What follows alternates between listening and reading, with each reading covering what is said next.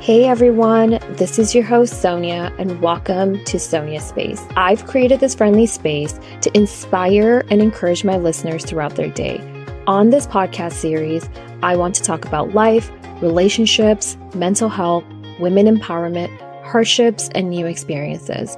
My goal is to have an authentic and vulnerable discussion with my listeners. Hey there, thanks for tuning in to another episode of Sonia Space. This space is for people looking to be inspired, but also looking for thought-provoking conversations and wanting to challenge cultural social norms, overall wanting to be a better version of themselves. This is episode 9, and we're doing things a little differently today. Not only do I want my space for serious and thought-provoking conversations, I would also like to come on here and talk about my personal life and share tips with you guys and build this bond with you all where we can share our experiences and understand that we're, all in the same boat and we're able to relate to each other. So by popular request on Instagram, if you don't follow me on Instagram, I post a lot of polls and sneak peeks for upcoming episodes. But based off of a poll I did last week by popular request, I was asked to talk about my skincare routine and skincare tips. I think one of my goals as a podcast host is to ensure that I'm really considering the opinions and the requests of my listeners and my followers on Instagram, on TikTok, on Threads. And I want to utilize and build this space for you. And I'm always open to suggestions and feedback. And I'm really looking forward to talking about today's topic, which, like I said, is a little different than what I've been doing previously. For today's topic, I will go into my skincare routine in detail and also just some skincare tips that I have for you, overall your physical well-being and mental well-being. And, that also impacts your skincare health. And as someone who is 33 years old, going on 34, I have a decent amount of experience experimenting on my skin. I've used low-end products. I've used products that are more on the high end in terms of prices. I've used medical grade products. I've used drugstore products. And it's basically catering to my skincare needs. And I hope with my experience and my skincare routine, I hope that you're able to take these tips and use this to invest in some good quality skincare products that do the work. And that work could mean anything that caters to your skincare needs, be it hyperpigmentation, dryness, dullness, acne, whatever it is. I want to come on here and really advocate for prioritizing your skincare health. So first we want to ask ourselves, why having a skincare regimen good for you? Why is it beneficial for you? There are multiple reasons why implementing a good skincare routine is advantageous and beneficial for you. And I'm going to name some that have personally benefited me based on my skincare needs. Number one reason for me is maintaining skin health. So for those of you that don't know, I suffer from eczema. I was actually diagnosed with contact dermatitis sometime back in college. And then over the last, I would say 5 years, I've been having horrible flare-ups and I'm able to basically manage it right now. But overall, my skin wasn't doing so great for multiple reasons. I am allergic to something that I come into contact with on my skin. So regular skin care and making sure that I'm moisturizing my body and moisturizing my face and keeping it clean and protecting it from environmental damage, these are really good for me to prevent issues of dryness, which can cause eczema for me. And, dryness can also cause premature aging. Another reason why you want to have a proper skincare regimen is you want to be able to protect your skin from sun damage.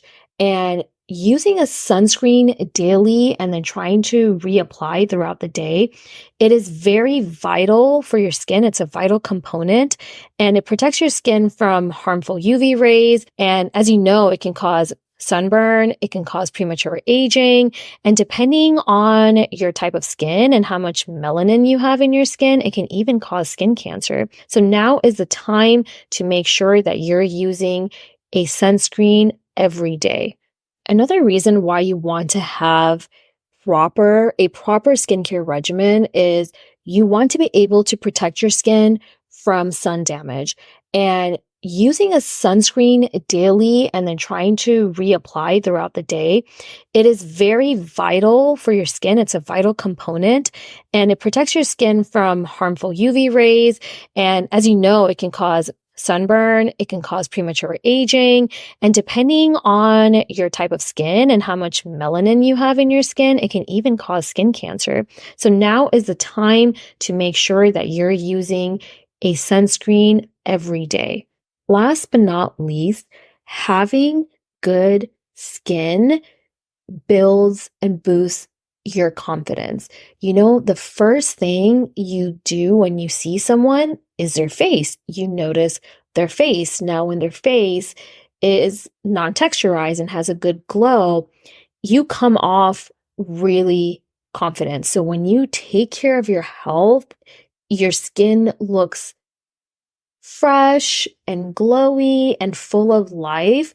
And when you see yourself in the mirror, you automatically build this level of confidence. And it's because that's the first thing you notice on someone is their face.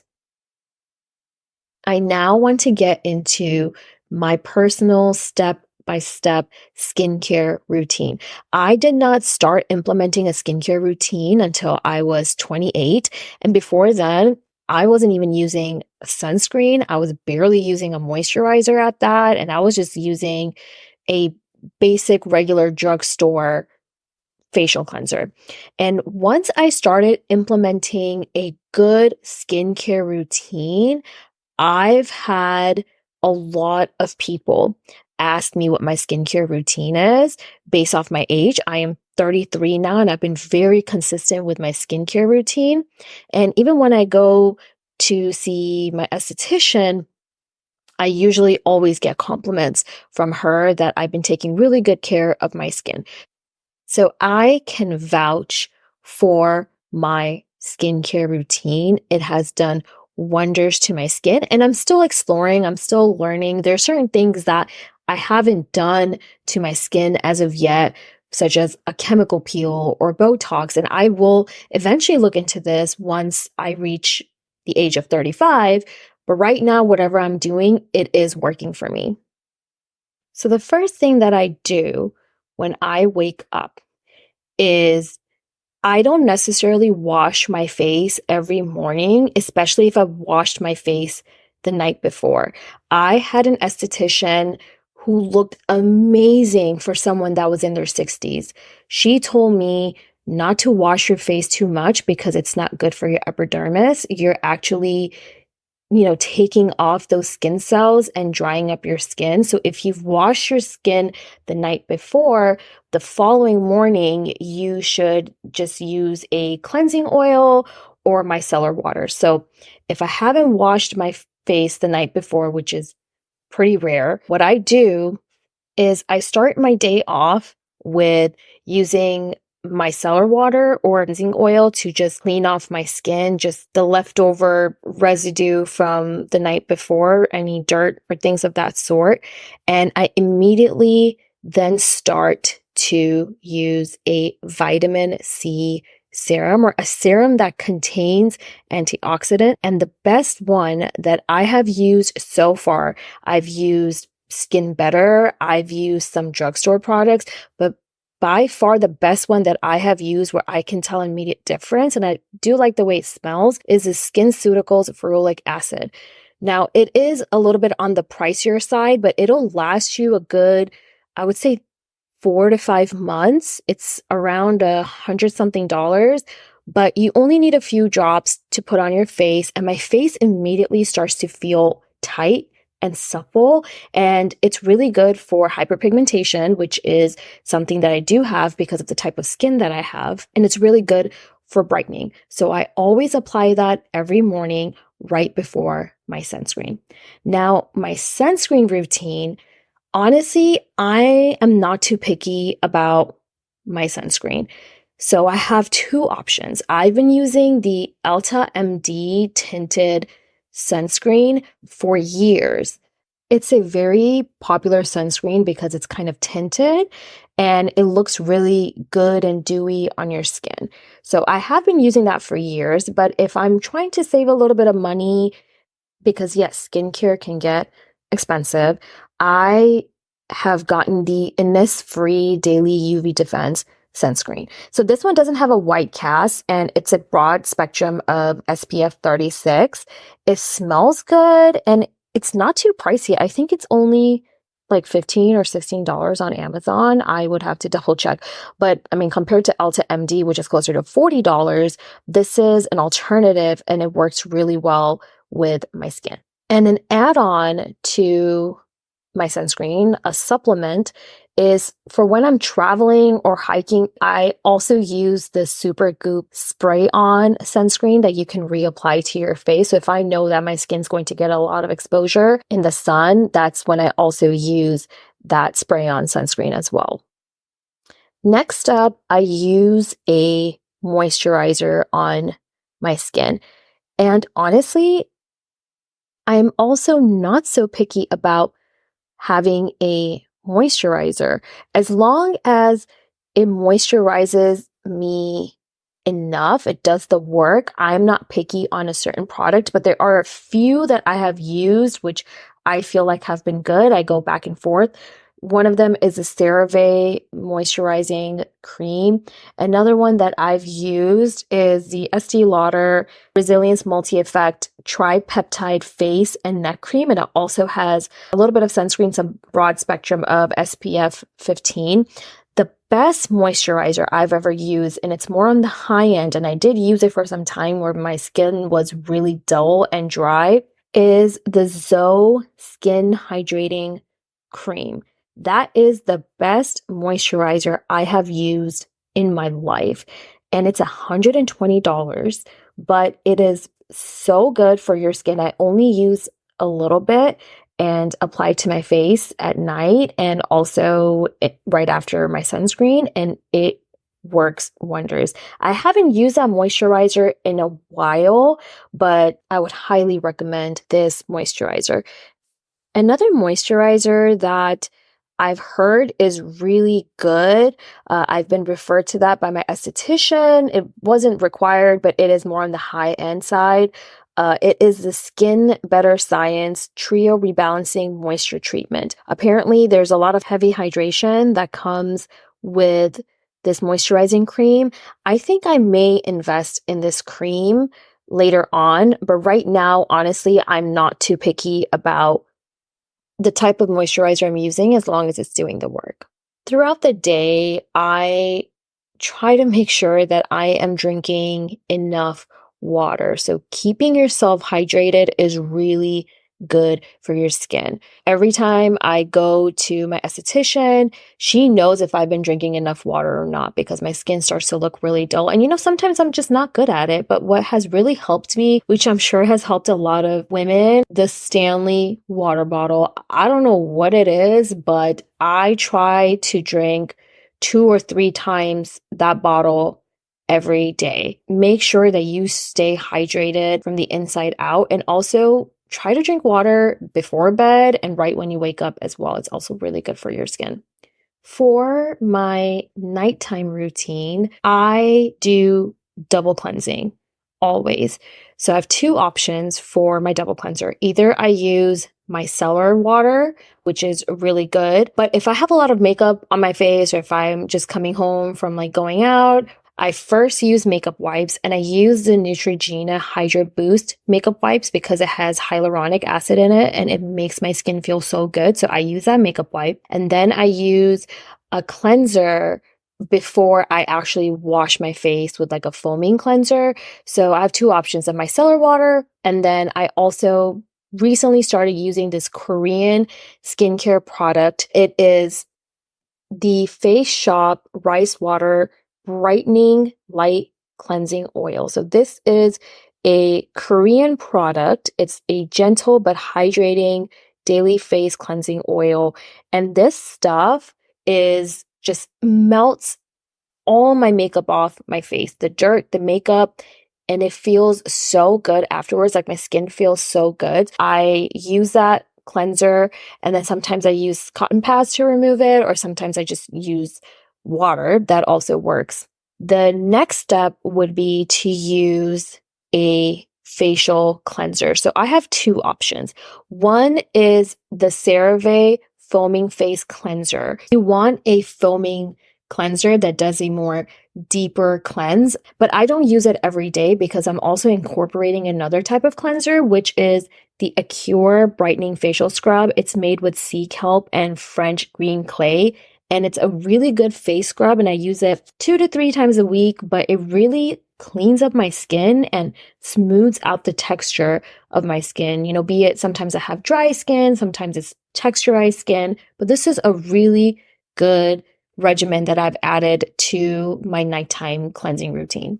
Once I'm done washing my face, I have a few more skincare steps that I incorporate into my routine. So 3 times a week, I use the CeraVe Resurfacing Retinol Serum, and it's very moisturizing. You just need a pea-sized amount to apply to your face. When I first started doing this, my skin was purging, but eventually your skin gets used to it.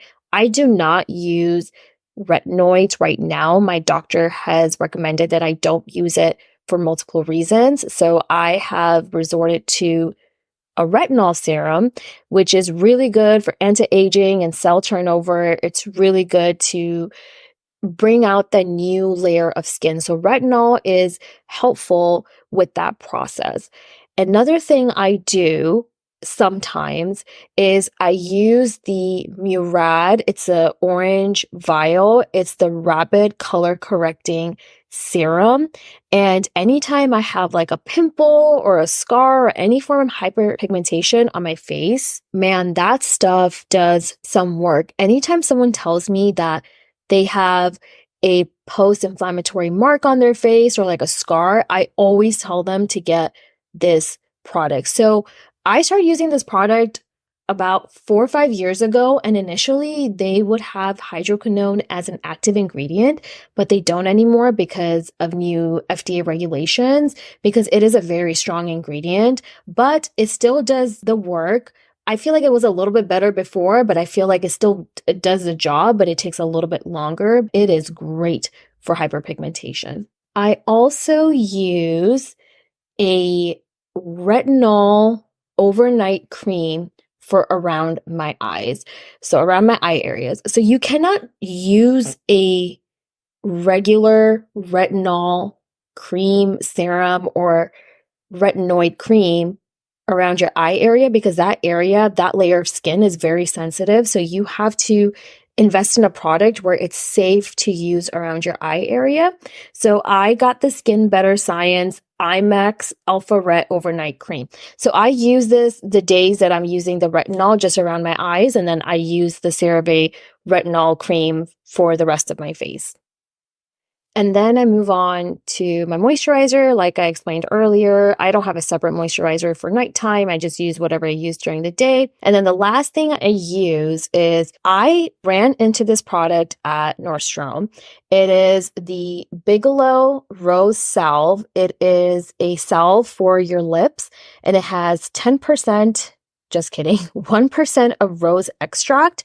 And this is the best lip balm I've ever used in my life outside of CarMax, but it smells so good, and I get dry lips a lot, especially from the winter time or applying lipstick and whatnot. This is a really good product. I feel like when I was using the Laneige lip balm, it would feel good initially, but it would dry out my lips even more. And I'm not the only person that has experienced that.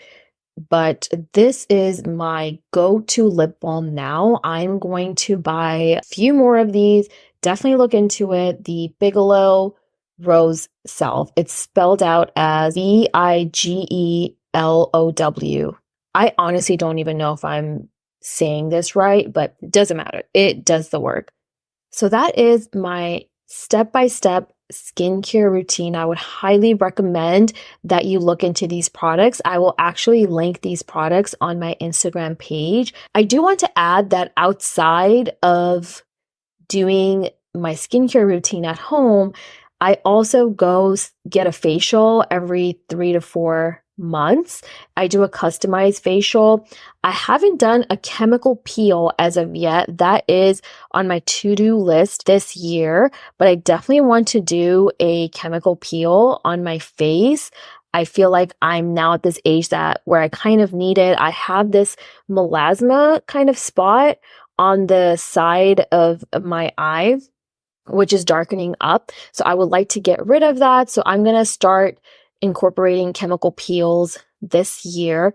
Also making sure, like I said, drinking enough water, eating foods that have antioxidants. Also, when you're working out, have you noticed like your skin is glowing? Your skin looks good because there's like blood rushing to your face. So working out is also really good for your skin. Try to live a stress-free life. I know I shouldn't be talking, but I do stress out a lot about multiple things, but I've noticed that you can see the stress on my face, and the stress does have an impact on the way my skin looks. Just have a better mindset about stress and have a better way to manage your stress. And that could come from physical activity, that could come from meditating, from praying, whatever you need to do to manage your stress, because stress does cause wrinkles.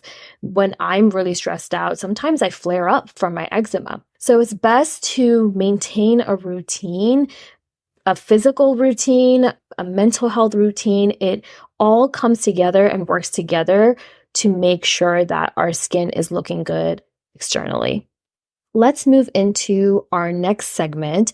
And today I am picking the new thing or new experience that I've had that I want to share with you guys. So recently, for Jesse's birthday, for his 34th birthday, we went to a sushi bar in Austin. So I'm not a big sushi person anymore, but I'm a sucker for sashimi, like raw fish on rice with the right seasonings. It is so freaking good. And I'm also very picky about food, especially sashimi. So I've booked a reservation to go to sushi bar, and we did this omakase experience, which is something that we've both always wanted to do, but never have. So basically what an omakase experience is that you're seated with, I would say like 10, 12 other people. It is a traditional Japanese dining concept where you have the chef create a meal for you.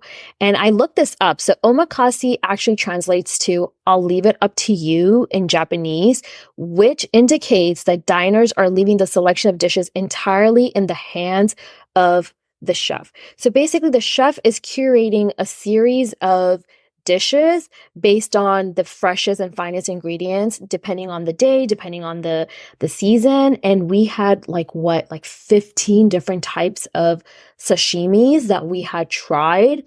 And my God, it was such a great experience. I tried many different types of fish, and I also had some really good Wagyu beef. My favorite one was unagi, which was the very last sashimi dish. And if you don't know what unagi is eel. And it was so delicious. I feel like this texture was like slightly chewy, but not too chewy, but it tasted so freaking good. So I would highly recommend, if you're a sashimi person, definitely try out the omakase experience. So my husband and I were actually going to Japan and Korea in a few weeks, and I'm really looking forward to getting that authentic Japanese omakase experience in Japan. I mean, they serve like eels on a stick, Wagyu beef sticks, and I'm a big foodie, and so is my husband, and we're not picky eaters at all. We're always down to try different things. So I'm really looking forward to my experience eating in Japan. Thank you so much for listening in today. I am so grateful for all of the support and feedback I've been getting. Don't forget to follow and subscribe to Sonia Space, and follow me on Instagram for sneak peeks on upcoming episodes as well as other inspirational content. I hope your day goes well and I've left you feeling inspired. Bye-bye.